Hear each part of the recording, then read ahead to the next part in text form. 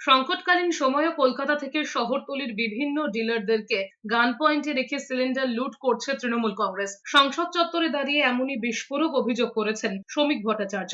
তিনি জানিয়েছেন, পশ্চিমবঙ্গের মানুষ সব জানে এবং বোঝে তৃণমূল কি করছে। তৃণমূল কংগ্রেসের সর্বোচ্চ স্তর থেকে নির্দেশ রয়েছে গান পয়েন্টে বিভিন্ন ডিলারদের থেকে সিলিন্ডার তুলে নিয়ে ম্যানমেড সংকট তৈরি করা।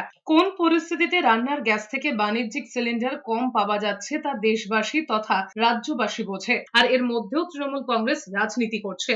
পশ্চিমবঙ্গের প্রত্যেকটি মানুষ এখন জানে তৃণমূল কংগ্রেস কি করছে, তাদের এসওপি কি।